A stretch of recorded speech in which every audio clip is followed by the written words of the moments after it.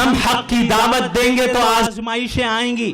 اگر تم یہ سمجھتے ہو کہ تم حق کی دعوت دو گے اور ناز و نعم میں پلو گے تو تم جان لو تم نبی کے منہج پر نہیں ہو. اللہ کے نبی صلی اللہ علیہ وسلم نے فرمایا اشد الناس بلاء الانبیاء ثم الامثل فالامثل. سب سے زیادہ آزمائش اگر کسی کو آتی ہے تو انبیاء علیہم الصلاۃ والسلام کو آتی ہے. پھر اس کے بعد دین کے اعتبار سے اعمال صالحہ کے اعتبار سے جو ان کے قریب تر ہوتا ہے ان پر آزمائشیں آتی ہیں. اور یہی وجہ ہے کہ جہاں اللہ نے یہ حکم دیا کہ وَتَوَاصَوْا بِالْحَقِّ, جہاں تواسی بالحق کا حکم ہوا کہ تم لوگوں کو حق کی دعوت دو, عقیدہ توحید کی دعوت دو, یہ اعلان کرو کہ یہ زمین اللہ کی ہے, یہ کائنات اللہ کی ہے, اس کائنات کا نظام بھی اللہ کے احکامات کے مطابق چلے گا, تو ظاہر ہے ایسی تکلیفیں آئیں گی, آزمائشوں کا سامنا کرنا پڑے گا, مصیبتوں کا سامنا کرنا پڑے گا. اور اب جب مصیبتیں آئیں گی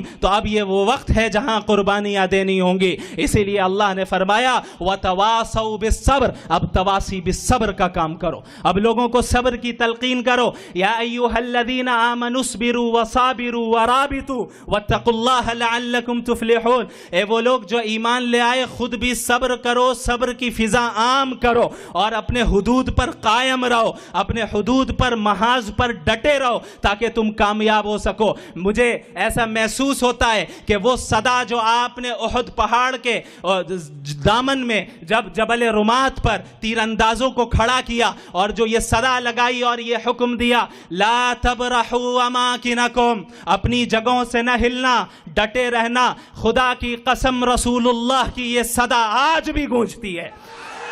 رسول اللہ صلی اللہ علیہ وسلم کی یہ صدا لا تبرحوا اماکنکم, اپنے جگہوں پر قائم رہنا, اپنے محاذ پر ڈٹے رہنا, حالات جتنے سنگین ہو جائیں, حالات جتنے مخالف ہو جائیں, کبھی دین کا کام نہ چھوڑنا یہاں تک کہ موت آ جائے. وَاعْبُدْ رَبَّكَ حَتَّى يَأْتِيَكَ الْيَقِينُ, اس وقت تک اللہ کے دین کو مانتے رہو, اس وقت تک اللہ کی عبادت کرتے رہو یہاں تک کہ تمہیں موت آ جائے. اور یہی اسی کو ہم دیکھتے ہیں اللہ کے نبی صلی اللہ علیہ وسلم کی سیرت میں. غزوہ خندق کے موقع پر جو ایمانی کیفیت کا مظاہرہ ہوا شاید ہی کسی اور غزوے میں اس معیار کا مظاہرہ ہوا ہو.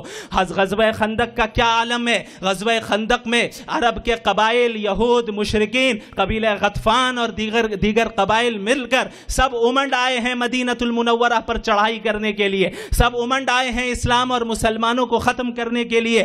اسباب کے تحت ایسا معلوم ہو رہا تھا کہ اب چند گھنٹے باقی ہیں اور اسلام کو ختم کر دیا جائے گا, مسلمان ختم ہو جائیں گے. بعض صحابہ کرام کی یہ صورتحال تھی جس کا ذکر اللہ نے قرآن کریم میں کیا. وَبَلَغَتِ الْقُلُوبُ الْحَنَاجِرَ وَتَظُنُّونَ بِاللَّهِ الظُّنُونَ هُنَالِكَ ابْتُلِيَ الْمُؤْمِنُونَ وَزُلْزِلُوا زِلْزَالًا شَدِيدًا, کہ خوف کے مارے کلیجے منہ کو آ گئے تھے اور ایسا محسوس ہو رہا تھا کہ اب سب ختم ہو جائے گا. یہ وہ وقت تھا جہاں مومنین کی سخت آزمائش ہوئی, یہ وہ وقت تھا جہاں مومنین کو ہلا کر رکھ دیا گیا. کیا اس موقع پر صحابہ نے اور رسول اللہ نے یہ کہا کہ حکمت اور مصلحت کا تقاضا یہ ہے کہ اصول دین میں مداہنت کی جائے, حکمت اور مصلحت کا تقاضا یہ ہے کہ ابھی سمجھوتا کر لیا جائے؟ نہیں, محمد الرسول اللہ صلی اللہ علیہ وسلم اس سخت ترین حالات میں بھی کیا فرما رہے ہیں؟ خدا کی قسم شام فتح ہوگا, خدا کی قسم فارس فتح ہوگا.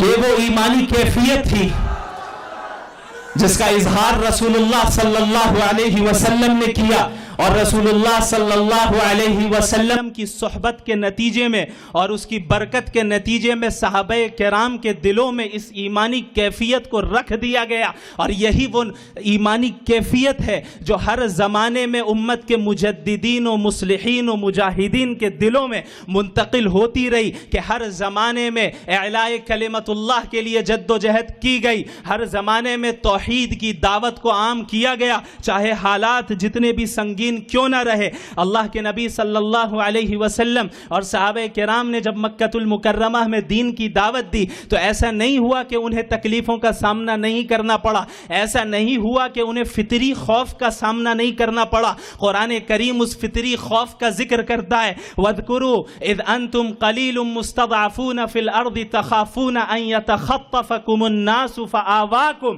وَأَيَّدَكُمْ بِنَصْرِهِ۔ یاد کرو اس وقت کو کہ جب تم مکہ المکرمہ کی سرزمین میں بہت تھوڑے تھے، تمہاری تعداد بہت کم تھی، اور تم ڈرتے تھے کہ تمہیں مشرکین اچک نہ لے جائے، اچھال کر لے نہ جائے، پکڑ کر لے نہ جائے، لیکن اللہ کی نصرت اور اللہ کی تائید تمہارے ساتھ رہی، اللہ کی تائید رہی، جس کا نتیجہ یہ نکلا اللہ نے تمہیں پناہ دی، جس کا نتیجہ یہ نکلا کہ اللہ نے تمہیں فتح اور بلندی اس دنیا میں بھی عطا کی۔ یاد رکھیں، اگر ہم چاہتے ہیں کہ ہمارے موجودہ حالات صحیح ہو جائیں تو حالات کا حل کسی سیاسی پارٹی کے پاس نہیں ہے، حالات کا حل اطاعت دین میں ہے، حالات کا حل اقامت دین میں ہے، حالات کا حل اتباع سنت نبوی میں ہے۔ یاد رکھیں، اس ملک میں ہمارا اپروچ غلط رہا، ہم نے غلط اپروچ اختیار کیا، ہم یہ کہتے پھرتے رہے کہ ہمارا وطن ہمارے دین سے زیادہ مقدس ہے، ہم نے یہ اعتراف کیا کہ سیکولر نظام ہمارے نظام سے زیادہ مقدس ہے، ہم کفریہ الفاظ کہتے رہے، ہم ایسے الفاظ اور ایسے جملے اپنی زبان سے نکالتے رہے کہ فلاں دربار سے جو فیصلہ ہو جائے گا ہم خاموشی سے تسلیم کر لیں گے۔ کیا فلاں دربار اگر شریعت کے خلاف حکم دے کیا تم تسلیم کرو گے؟ کیا تم تسلیم کرو گے؟